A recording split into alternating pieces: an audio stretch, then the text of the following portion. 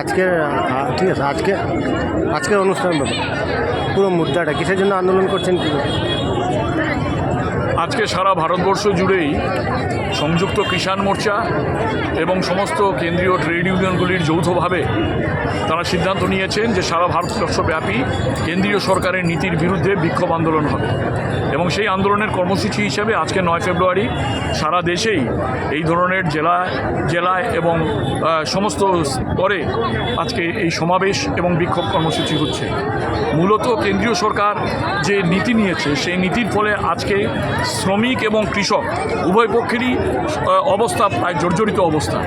আজকে ভারতবর্ষে যে সরকার গর্বের সঙ্গে বলছে 80 কোটি লোককে বিনামূল্যে চাল ডাল দিচ্ছে, তার মানে 80 কোটি লোক 130 কোটির মধ্যে তারা আজকে কাজ নেই, তাদের আজকে চাল ডাল কেনার ক্ষমতা নেই, সুতরাং তাদেরকে এটা দিতে হচ্ছে। এই অবস্থায় কি করে সরকার দেশের উন্নতির গর্ব করে সেটাই আমরা বুঝতে পারছি না।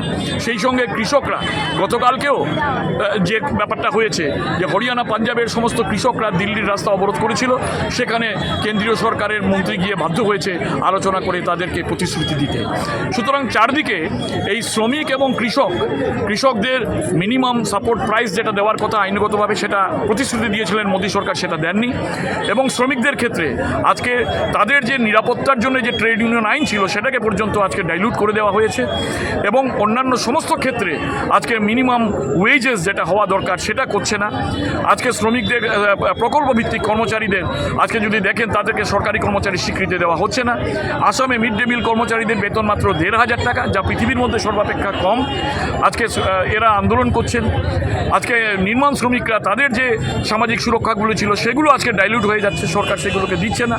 এই পরিস্থিতিতে গোটা দেশে আজকে ধর্মের নামে উন্মাদনা সৃষ্টি করে মানুষের দৃষ্টিটাকে অন্যদিকে ডাইভার্ট করে দেওয়ার চেষ্টা চলছে।